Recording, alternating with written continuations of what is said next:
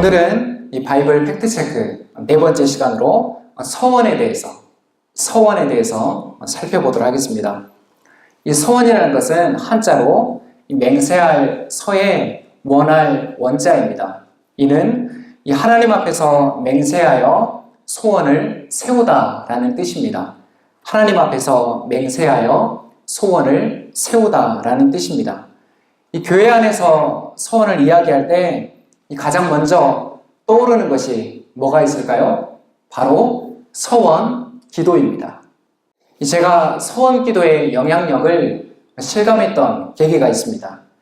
신학교에 가면 가장 많은 이름이 혹시 뭔지 아시나요? 가장 많은 이름이 철수나 영희가 아니라 바로 사무엘입니다. 뭐라고요? 사무엘.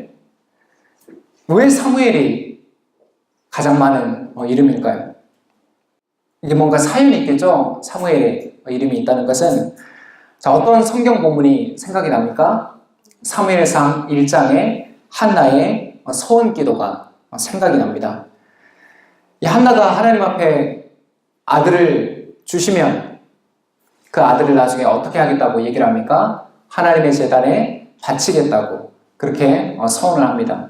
그렇기 때문에 신학교에 온 이 사무엘 전도사님들은 다 사연이 적은 사람들일까요? 사연이 많은 사람들일까요? 사연이 많은 사람들입니다. 제 주변에도 두 사람이나 사무엘 전도사님들이 계십니다. 하나 더 이 서원 기도와 관련해서 살펴보면 멀리에서 찾을 것이 아니라 저 뒤에 있는 우리 사모님의 서원 기도를 제가 잠깐 소개해 드리도록 하겠습니다. 1989년에 저희 어머님의 언니인 저에게는 이모님이시죠. 이모님이 이 대장암으로 투병을 하셨습니다. 그리고 수술까지 받으셨습니다. 그래서 그 당시에 저희 어머니께서 하나님 앞에 서원 기도를 드리셨습니다. 내용은 어떤 거냐면 하나님께서 저희 언니를 치유해 주시면 이 대장암 수술에서 낫게 하시고 회복되게 하시면 저희 아버지를 어디에 보내겠다고 기도하셨을까요? 어디 다른데 미국에 보내겠다고 그렇게 기도하셨을까요? 신학교에 보내시겠다 그렇게 서원 기도를 하셨습니다. 이 결과가 어떻게 되었을까요? 이모님이 암 수술을 받으시고 깨끗하게 회복되시고 그 결과 소원대로 저희 아버지께서 신학교에 가셨습니다. 이처럼 이 한국교회 안에는 이 서원 기도와 관련된 사연들이 참 많이 있습니다. 비록 본인이 직접적으로 경험하지 않더라도 우리 주위에서 듣는 이야기들이 적지 않게 많은 것이 현실입니다. 이 기도한 대로 하나님께서 응답해 주셔서 기도한 대로 하나님께서 응답해 주셔서 은혜 안에 살아가는 신앙의 모습이 있는 반면에 이 서원에 대한 잘못된 이해로 하나님과 자꾸 거래를 하려는, 딜을 하려는 그러한 신앙의 모습들도 있습니다. 그리고 자신이 서원한 기도를 이행하지 못함으로 평생 동안 죄책감에 억눌려 사는 신앙의 모습들도 있습니다. 이 오늘 말씀을 통해 먼저는 하나님께서 이 서원이라는 규례를 왜 주셨는지, 그리고 나실인 서원을 통해 그 1차적인 의미를 살펴보고 이 나실인 서원이 의미하는 현대적인 이 적용은 어떤 것인가를 함께 살펴보도록 하겠습니다. 먼저 살펴볼 것은 나실인 서원입니다. 이 서원에서 가장 중요한 부분은 서원이 바로 강제성이 아니라 자발성으로 드려진다는 사실입니다. 어떤 것으로 드려진다는 거예요? 자발성으로 드려진다는 사실입니다. 이 서원은 하나님께서 베푸신 은혜와 사랑 앞에 자신을 온전히 드리는 행위입니다. 구약에서 하나님께 온전히 바쳐진 사람들이 있었습니다. 이스라엘의 12지파 가운데 어느 지파였습니까? 바로 레위 지파였습니다. 이 레위 지파는 다른 11지파와 달리 성소에서, 성막이나 성전에서 하나님을 섬기는 역할을 감당했습니다. 아론의 후손들은 제사장직을 이어서 감당을 했고 그 외에 레위 사람들은 성소에서 봉사의 일을 감당했습니다. 그런데 하나님께 이렇게 바쳐진 레위 지파 외에도 하나님께서 당신에게 헌신할 기회를 열어주신 것이 바로 서원 규례입니다. 다시 말씀드립니다. 하나님께서 이렇게 하나님께 바쳐진 레위 지파 외에도 하나님께 헌신할 기회를 열어주신 것이 바로 서원 규례입니다. 그렇기 때문에 서원은 남자뿐만이 아니라 여성들도 모두 다 참여할 수가 있었습니다.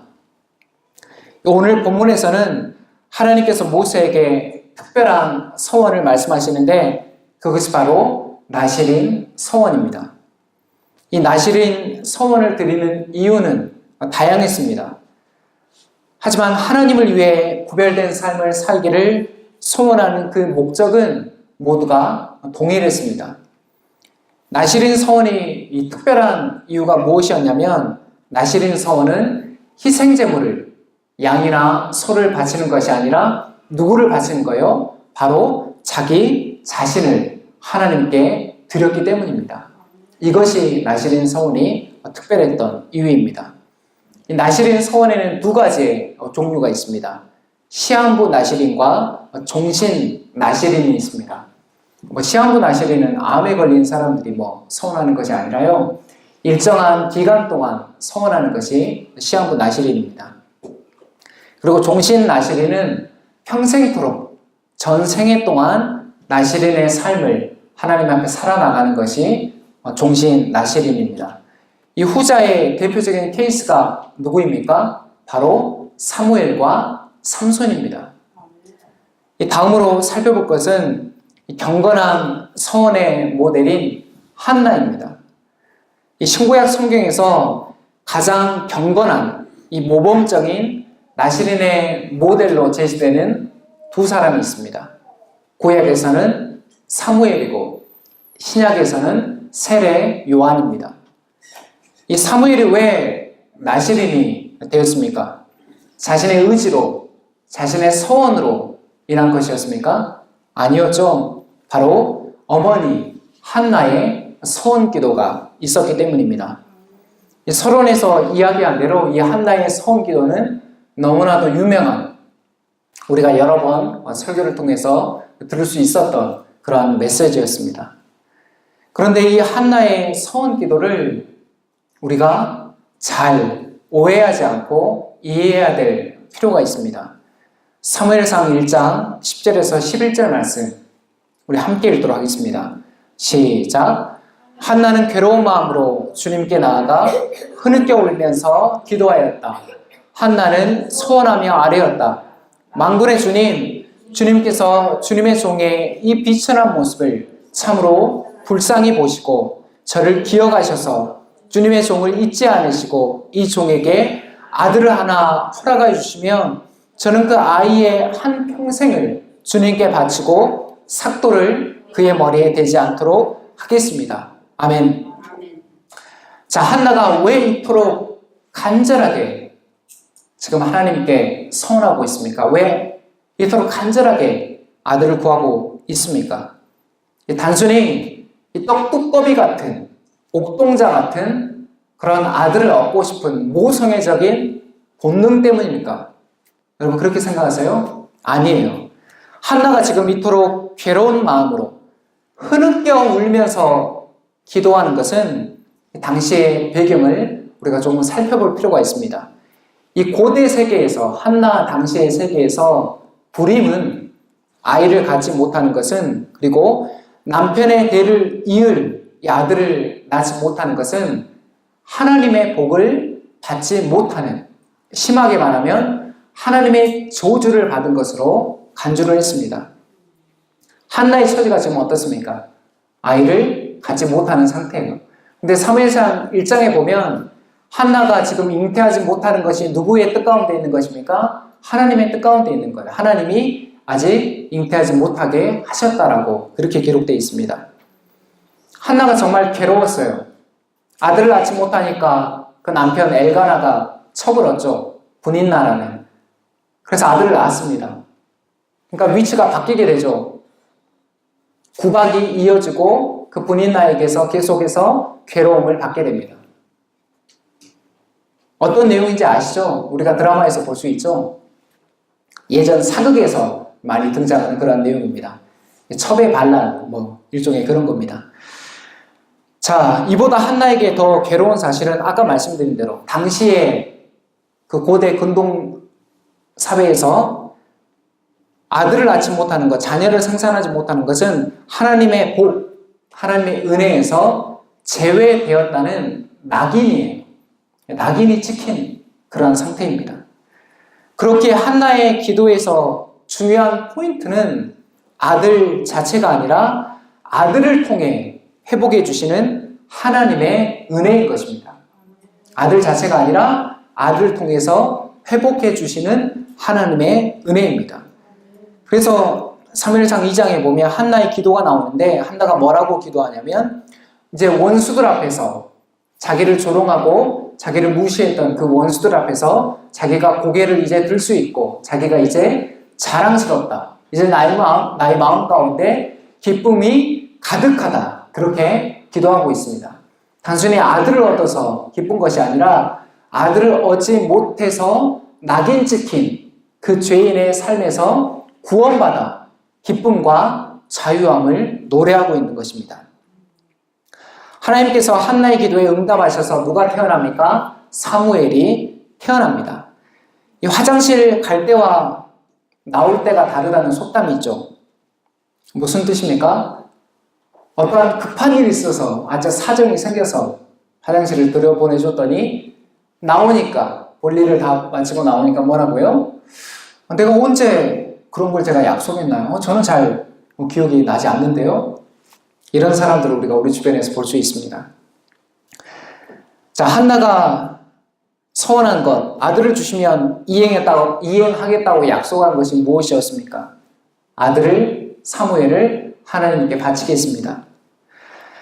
이 사무엘이 젖을 떼자마자, 나이는 정확하게 나와 있지는 않은데, 한 2살에서 많이 잡으면 한 5살까지로 학자들이 보고 있습니다.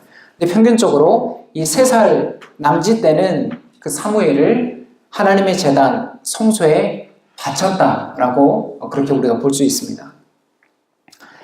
그 젖을 떼자마자 3살 남짓 되는 아이를 성소에 바치는 한나의 심정이 어땠을까요? 말씀을 준비하면서 저희 체리가 이제 2살이 넘어가잖아요. 저는 못할 것 같아요, 솔직히. 자신이 없어요. 네. 가장 예쁠 때 아닙니까? 그거를 떼어놓고 오는 그 한나의 심정이 어땠을까? 자, 그러나 한나는 이러한 모성애를 뒤로하고 하나님께 나시린 서원을 이행합니다. 그 결과 사무엘이 어떠한 인물로 자라게 됩니까? 사사시대와 왕정시대가 교차하는 이스라엘 역사의 그 과도기에서 아주 위대한 지도자로 역사의 한 페이지를 장식하는, 그리고 이 사무엘을 통해서 누가 기름 부음을 받게 됩니까? 다윗이 기름 부음을 받게 됩니다. 이러한 위대한 지도자로, 위대한 인물로 하나님 앞에 쓰임받게 됩니다. 물론 이 평생의 삶을 하나님께 신실하게 드린 사무엘의 헌신도 있었지만 이 사무엘을 있게 한 것이 바로 무엇이었습니까? 한나의 서원이었습니다. 한나의 헌신이었습니다. 이 한나의 서원과 관련해서 몇 가지 질문을 우리가 살펴볼 필요가 있습니다. 이 서원 기도를 하나님과의 거래나 어떠한 흥정으로, 딜로 이해하는 신앙이 있습니다. 예를 들어서 매출을 올려주시면 하나님, 제가 11조가 아니라 10의 2조를 드리겠습니다. 그리고 이번에 승진 시험이 있는데 승진을 시켜주시면 제가 감사원금을 100만 원을 드리겠습니다. 그런데 여러분, 이 은혜가, 우리 기독교 신앙에서 말하는 은혜가 무엇입니까? 이 은혜라는 것은 이 갖추어진 자격이 있는 사람에게 주시는 것이 아니라 아무 받을 자격이 없는 사람에게 베푸시는 하나님의 선물이 바로 은혜입니다. 자격 없는 자에게 베푸시는 하나님의 선물이 바로 은혜인 것입니다. 그런데 자꾸 하나님을 협상의 테이블로 불러내서 내 조건을 들어주셔야만 보상을 드리겠다는 생각은 반대로 생각해 보면 인간이 뭔가를 바치지 않으면 응답하시지 않는 하나님으로 전락할 그러한 위험성이 있는 것입니다. 무슨 말씀인지 아시겠죠? 그리고 하나님이 내 조건에 응답하시지 않으면 저도 뭔가를 하지 않겠습니다. 이게 거래예요. 그리고 이게 딜이고 실제로 서원 기도를 이렇게 이해하는 성도님들도 있습니다. 근데 이것은 성경적인 서원의 의미가 아닙니다. 한나의 서원을 우리가 한번 살펴보겠습니다. 한나의 서원을 왜 잘 이해해야 하냐면 한나의 서원을 왜곡되게 이해하니까 서원 기도 자체도 왜곡되게 이해하는 것이에요. 자, 한나의 서원은 하나님께 받은 은혜를 다시 하나님께 되돌려드린 헌신이었습니다. 한나가 아들을 받고 먹튀했습니까? 하나님 언제 제가 아들을 바친다고 했습니까? 하고 나서 그냥 집에서 이렇게 키웠습니까? 아니었잖아요. 하나님께 그대로 되돌려 드렸습니다. 나실인 서원을 이행하기 위해 젖되게 아들을 성소에 바치고 돌아오는 한나의 그 눈물을 우리가 생각해 본다면 한나에게 주어진 현실적인 보상이 과연 크다고 우리가 얘기할 수 있을까요? 그렇게 볼 수 있을까요? 한나가 서원 기도를 통해서 뭔가 큰 이득을 얻었다, 그렇게 우리가 볼 수 있을까요? 아닌 것 같아요. 저는 오히려 차라리 아들이 없었으면 그랬지 1년에 한 번 그 제사 드리러 갈 때 이제 얼굴 보고 이렇게 오는 거거든요. 물론 하나님이 나중에 한나에게 다른 자녀들을 주시지만 그건 나중의 일이고 그 당시를 우리가 생각해 보면 이 서원 기도를 통해서 한나는 하나님과 뭔가의 거래, 흥정, 딜을 한 것이 아니라 하나님께 받은 은혜를 그대로 되돌려드리는 헌신을 했습니다. 이게 바로 서원이에요. 이게 서원의 본질인 것입니다. 이 헌신이 빠져버리면 무의미한 거예요. 그렇게 한나의 서원에서는 우리가 헌신의 의미가 무엇인지를 읽을 수가 있는 것입니다. 이 두 번째로 서원을 지키지 않으면, 내가 서원했던 것을 지키지 않으면 하나님께서 벌을 주신다. 심하게 말하면 내 일이 안 풀린다.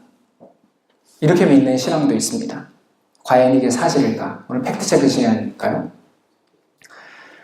이 서원과 관련해서 율법은 이것이 하나님 앞에 한 맹세이기 때문에 지켜야 된다고 분명하게 이야기하고 있습니다.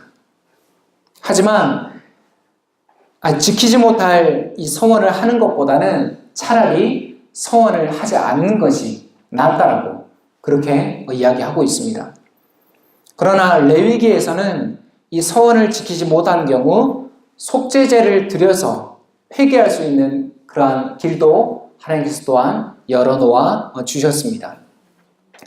예전에 이 하나님께 자신이 드린 서원을 지키지 못해서 죄책감과 이 불안감 속에 살아가는 성도들이 있습니다. 어떠한 어려움을 만났을 때 왜 나에게 계속 이러한 어려움이 생기는 걸까? 왜 나에게 자꾸 이러한 고난이 생기는 걸까? 맞아. 내가 예전에 하나님께 이행하지 못한 그 소원 때문에 그러는 것은 아닐까? 그러한 정죄감에 시달리는 성도들 실제로 있습니다. 그러나 여러분, 우리 하나님은 이 소원을 이행할 수 있도록 은혜를 주시거나 설령 잘못된 소원을 한 경우에는 회개할 수 있도록 인도하시는 분이 아닐까요? 그러한 분이시지 않을까요? 서원을 지키지 못했다는 그 주홍 글씨 하나 때문에 평생을 쫓아다니는 그러한 사채업자 같은 그러한 분이 아니십니다. 그리고 서원의 전제는 뭐예요? 예를 들어서 한나같이 하나님 아들을 주시면 제가 하나님께 바치겠습니다. 근데 하나님이 아들을 주시지 않았어요. 그거는 서원이 성립되는 거예요? 성립되지 않는 거예요? 성립되지 않는 거예요. 내가 하나님께 드린 그 기도의 조건이 성립됐을 때는 내가 이행을 해야 되는 것이죠. 근데 우리의 상황이 급변하잖아요. 상황이 언제든지 바뀔 수가 있는 거잖아요. 그래서 소원을 이행하지 못하는 그러한 경우도 생길 수가 있습니다. 그럴 때 하나님 앞에 필요한 것은 진정으로 회개함으로 나아가는 것입니다. 제가 지금 말씀드린 것은 소원을 가볍게 여겨도 된다는 것이 아니에요. 하나님께 드린 소원은 가급적 지켜야 됩니다. 왜냐? 그것이 하나님의 이름과 관련되어 있는 것입니다. 하나님과 맺은 약속이기 때문입니다. 그만큼 소원은 신중해야 하며 한번 하나님께 드린 소원은 지키도록 힘을 써야 됩니다. 그러나 피치 못할 사정으로 소원을 지키지 못했을 때는 우리가 진심으로 회개하고 하나님께 나아가면 되는 것입니다. 중요한 것은 하나님과 우리와의 관계가 아버지와 자녀라는 언약 관계에 있다는 사실을 기억하는 것입니다. 뭐라고요? 하나님과 우리와의 관계가 아버지와 자녀의 언약 관계 안에 있다는 거예요. 우리가 자녀에게 아빠, 제가 이번 시험에서는 반드시 제가 100점을 맞겠습니다. 이렇게 약속을 했어요. 근데 그거를 지키지 못했습니다. 그 지키지 못한 그 약속 하나 때문에 평생 자녀를 구박하고 너 그때 왜 그랬어? 그렇게 정죄하는 부모가 있습니까? 없잖아요. 우리가 하나님과의 관계도 그런 관계예요. 아버지와 자녀의 관계이기 때문에. 여러분들의 속사정을 제가 다 들어보지는 못했어요. 근데 혹여 행여라도 과거에 어떤 소원을 이행하지 못한 것에 대한 불안감이나 정죄감이 있을 경우에는 하나님 앞에 진실되게 회개하고 복음이 주는 것이 뭐냐면 가두는 것이 아니에요. 복음은 뭡니까? 자유케 하는 거예요. 예수님 뭐라고 말씀하셨습니까? 진리를 알지니 진리가 너희를 자유케 한다는 거예요. 억압하는 게 아니에요. 자유케 한다는 것입니다. 이 마지막으로 살펴볼 것은 오늘날 이 모든 우리 그리스도인들은 영적인 나실이라는 것입니다. 우리가 뭐라고요? 영적인 나실인입니다. 나실인 서원의 핵심이 뭐였습니까? 하나님 앞에서 구별된 삶을 살기 위해 뭘 드리는 거예요? 자신의 몸을 드리는 것입니다. 이 영적인 나실인이라는 것은 구약의 나실인 제도는 없어졌습니다. 오늘날 존재하지 않습니다. 그러나 하나님 앞에서 구별된 삶을 살기 위해 자신의 삶을 드리는 헌신, 그리고 그 정신은 오늘날도 유효합니다. 그 정신이 오늘날에도 유효하다는 것입니다. 특별한 서원이 더 필요할까요? 오늘날 시대에 특별한 서원이. 서원을 드린 신자들과 서원을 드리지 않는 신자들의 뭔가의 헌신의 질이 다를까요? 뭔가 계급의 차등이 있을까요? 아니에요. 특별한 서원이 더 필요한 것이 아니라 예수 그리스도께서 당신의 목숨을 내어주심으로 우리를 하나님 앞에 구별된 존재로 만드셨기 때문에 그 은혜 앞에서, 그 사랑 앞에서 헌신된, 구별된 삶으로 사는 것입니다. 이게 영적인 나실인의 본질이에요. 우리가 하나님 앞에 구별되게 됐잖아요. 왜 구별되게 됐습니까? 예수 그리스도께서 십자가에서 우리를 위한 희생제물이 되셨기 때문에, 우리를 값을 치르고 사셨기 때문에, 하나님 앞에 딱 구별되게 내어 주셨기 때문에 그 자체로 이제는 우리가 하나님 앞에 구별되게 된 것입니다. 그렇기 때문에 우리는 신약의 모든 그리스도인들은 영적인 나실인이고 어떠한 특별한 더 고차원적인 서원이 필요한 것은 아닙니다. 자, 거리를 다녀보면 이 백인 청년 둘이 짝을 지어서 다닙니다. 위에는 흰색 와이셔츠를 입고 있고 밑에는 검은 바지를 입고 있습니다. 검은색 크로스백을 메고 있고 이쪽에는 장로라는 그런 명찰을 차고 여자는 자매라고 이러한 명찰을 차고 있습니다. 뭔가 계속 이야기하고 다니는 사람들을 발견할 수가 있어요. 그 사람들이 누구입니까? 바로 몰몬교 선교사입니다. 정식 명칭은 예수 그리스도 후기 성도교회 선교사입니다. 로버트 할리 아시죠? 그 로버트 할리가 우리나라의 최초는 아닌데 아무튼 우리나라에 들어올 때 미국에서 파송받은 몰몬교 선교사입니다. 이 우리가 거리에서 만나는 이 몰몬교 선교사는 우리 개신교처럼 종신 선교사, 평생 선교지에 가서 삶을 드리는 그러한 종신 선교사가 아니에요. 평범한 몰몬교 신자입니다. 이 몰몬교의 그 단기 선교사는 남자는 2년, 여자는 1년 6개월을 자원합니다. 세계 120개국에 나가는 것이에요. 파송될 나라가 정해지면 언어 훈련을 거쳐서 자비랑으로 나가서 그러한 선교 사역을 감당합니다. 그리고 이렇게 외국으로 파송된 그러한 단기 선교사들의 70% 이상이 20세에서 25세, 그러니까 20대 초반의 청년들입니다. 학교를 다 휴학하고 2년 정도를 휴학하고 선교지로 나가는 거예요. 이게 본부에서 어떤 데는 강제성이 있다, 없다 그렇게 얘기를 하기도 하지만 자발적으로 이렇게 나간다고 합니다. 자, 몰몬교는 예수 그리스도 후기 성도교회는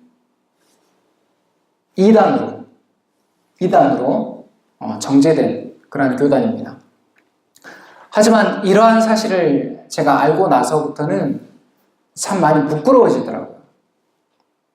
이 잘못된 진리를 따르는 그들도 이 하나님 앞에 자신의 삶을 드리기 위해서 나의 전생에서 2년을 내가 해외 선교지에 가서 복음을 전한다. 잘못된 진리를 믿고 있는 그들도 이러한 헌신된 삶을 살고 있는데 나는 그리고 오늘날 그리스도인들은 대체 무엇을 하고 있는가? 우리에게 주어진 신앙의 외형적인 모습들만 잘 준수하면 과연 A급 신자인가? 주일 성수, 11조, 교회 봉사만 감당하면 충분하게 그것만 해도 충분하고 목사님은 믿음 좋다고 하니까 더 이상의 헌신은 필요 없는 것인가? 우리가 생각해 볼 필요가 있는 것입니다. 하나님 저 이만큼 하잖아요. 이만큼 하면 되지 않은 건가요? 이게 과연 은혜 받은 자의 모습일까? 우리가 곰곰이 생각해 볼 필요가 있는 것 같습니다. 진정으로 예수 그리스도의 십자가의 은혜와 하나님 나라의 그 임재성, 하나님 나라가 임한 그 사실을 믿는 성도라면 어떻게 하면 나의 삶을 하나님 앞에 거룩하게 드릴 수 있을까? 나의 이 작은 헌신과 섬김이 하나님 나라를 위한 것이라면 내가 기꺼이 드리겠다. 이러한 고민과 이러한 고백이 나와야 되지 않을까요? 오늘 본문에서 나실인 서원자에게 이 금지된 3가지 사항이 있습니다. 3가지 금기가 있습니다. 첫 번째는 금주와 모든 포도식품을 먹어서는 안 됩니다. 두 번째로는 삭발을 해서는 안 되고 세 번째로는 시체를 접촉해서는 안 됩니다. 이 금지사항들의 핵심은 바로 어디에 있냐면 거룩성에 있습니다. 어디에 있다고요? 거룩성, 구별됨에 있습니다. 특별히 왜 금주를 먹지 말고 포도 관련된 식품을 먹지 마라고 하냐면 이 포도 관련된 식품들이 뭘 상징하냐면 가나안의 물질 만능주의와 타락한 문화를 상징하는 것이 그 당시의 포도식품이었어요. 포도주와. 그렇기 때문에 그걸 먹지 않는 것은 뭘 뜻하는 겁니까? 그 가나안의 타락한 물질 만능주의와 문화를 거슬러서 자신의 몸이 하나님의 소유임을 기억하게 하는데 있다는 것입니다. 여기에 바로 정체성이 있는 거예요. 오늘날 거룩한 삶, 여러분 거룩이 뭐예요? 항상 얘기하잖아요. 거룩은 구별이에요. 따로 구별해서 드리는 게 거룩입니다. 어렵게 생각할 필요 없어요. 기도 막 많이 하고 맨날 말씀 보고 뭐 이것도 거룩의 한 모습일 수 있죠. 하지만 거룩의 본질은 구별됨입니다. 쉽게 말해서 이 세상의 가치관, 사고방식이 아닌 하나님 나라, 하나님의 통치와 하나님의 다스림을 드러내는 삶이 그것이 바로 거룩이고 구별된 삶입니다. 우리가 하나님 나라의 백성이 되었다고 해서 자동적으로 거룩해집니까? 자동적으로 우리가 구별된 삶을 살아가게 됩니까? 아니에요. 여전히 옛사람의 본성이 우리 안에 남아있고 세속의 가치관과 싸워가는 영적 전투가 우리의 매일의 삶 가운데 과제로 주어지는 것입니다.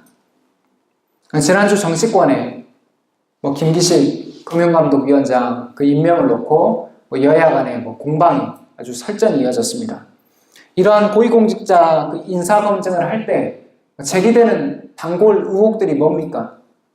다른 거 아니잖아요. 부동산 투기나 부정청탁이나 세금 탈루나 병역비리나 이러한 것들이에요. 이 암울한 사실은 이러한 부정들을 사용하지 않으면 이 대한민국 사회에서는 고위층으로 올라가기가 어려운 구조입니다. 여러분 공감하세요? 아멘. 어려운 구조예요. 그렇기 때문에 이 현실이 암울하다는 겁니다. 우리 그리스도인들이 싸워야 할 세속의 가치관들이 바로 이런 것들이에요. 우리 주변에 다 널려 있어요. 부동산 투기나 부정청탁이나 세금 탈루나 그 금액이 엄청 클 뿐이지. 조그마한 거라도 그게 죄입니까 아닙니까? 하나님 앞에서 죄예요. 작은 거라도. 이 세속의 가치관을 따를 때 세상에서는 성공과 번역을 약속하기 때문에 이게 참 거절하기가, 뿌리치기가 쉽지는 않습니다. 그렇지만 그리스도인들은 결코 이 싸움에서 물러서거나 타협하거나 포기하지 않아야 됩니다. 왜 그렇습니까? 왜 그래야 됩니까? 그것이 바로 영적인 나실인의 정체성이기 때문입니다. 영적인 나실인의 뭐이기 때문이에요? 정체성이기 때문이에요. 정체성이에요. 정체성. 이스라엘에게 가장 중요한 게 뭐예요? 정체성이에요. 누구의 백성이라는? 하나님의 백성이라는. 그리고 어떠한 사명을 받았다는? 이스라엘을 통해서 열방이 하나님께 돌아오게 만드는 그 사명, 그 정체성을 잃어버리는 순간 이스라엘이 어떻게 되는 거예요? 타락하게 되는 거예요. 성전이 필요가 있습니까? 없어요. 성전이 어떠한 장소로 전락됩니까? 하나님과 우상을 함께 섬기는 장소로 전락되게 되는 겁니다. 그게 이제 열왕기상 이후에 보면 나오는 이스라엘의 역사입니다. 자, 아까 사모님의 서원을 제가 소개해 드렸는데 한 분의 서원 기도를 제가 더 소개해 드리고 오늘 말씀을 마치도록 하겠습니다. 바로 앞에 서 있는 저예요. 저도 하나님 앞에 서원 기도를 드렸습니다. 12년 전, 정확히 아직도 기억이 나요. 2006년 10월 서울 아산병원에서 제가 수술을 마치고 병상에 엎드려서 이렇게 기도드렸습니다. 하나님께서 부르시니 제가 그 길을 가겠습니다. 그런데 제가 너무 연약합니다. 하나님의 부르심이 맞다면 이 연약함에도 불구하고 당신께서 사용하여 주옵소서. 제가 그때 12년 전에 드렸던 기도가 아직도 생생하게 선명하게 생각나는 이유는 뭐예요? 그것이 바로 서원이었기 때문이에요. 서원이 뭐예요? 하나님께 나의 삶을 드리겠다는 헌신을 드렸기 때문에 이거는 시간이 지나도 생생하게 기억나는 사건으로 간직되고 있는 것입니다. 그리고 그 다음에 2007년도에 제가 신학교에 입학을 했습니다. 제가 하나님께 드린 이 서원이 결코 특별하다고 그렇게 생각하지 않습니다. 그리스도 안에서 하나님께 드려진 영적인 나실인이라는 그 정체성을 가지고 다만 저희 위치에서 하나님께 구별된 삶을 드리기 위해 힘을 다하고 있을 뿐입니다. 여러분도 마찬가지로 그리스도 안에서 하나님께 드려진 영적인 나실인입니다. 그렇게 우리 모두가 하나님 앞에서 구별된 삶을 살아가야 하는 것은 선택의 문제가 아니라 정체성의 문제인 것입니다. 우리 모두가 영적인 나실인으로 살아가야 하는 것은 선택의 문제가 아니라 뭐의 문제라고요? 정체성의 문제입니다. 이 정체성의 문제가 흔들리면 안 됩니다. 이 정체성의 문제에 다른 색깔이 칠해지면 안 됩니다. 왜요? 하나님의 백성은 거기에 있습니다. 정체성에. 이번 한 주간은 이 한 가지 질문을 가지고 여러분들이 기도와 묵상의 자리로 나아가기를 제가 권면드립니다. 나의 자리에서 하나님께 드려야 될 헌신, 구별된 삶이 무엇일까? 거창한 거 생각하시지 않아도 돼요. 하나님, 제가 어디 아프리카 선교사로 나가겠습니다. 하나님 그거 원하시지도 않아요. 그리고 그러한 믿음 감당하실 수 있어요? 아무에게나 맡기시지 않습니다.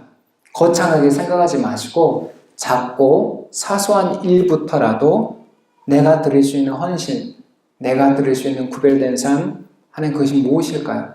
하나님께 간구해 보십시오. 묵상해 보십시오. 이렇게 하나님의 뜻을 구하는 중심 가운데 성령께서 조명하시고 깨닫게 하시는 은혜가 함께 하시기를 축복합니다. 더불어 하나님께 구별된 삶을 드리기를 소원하는 우리 팔로 공동체 가운데 하나님의 능력과 하나님의 선하신 인도하심이 나타나기를 예수 그리스도의 이름으로 축원합니다.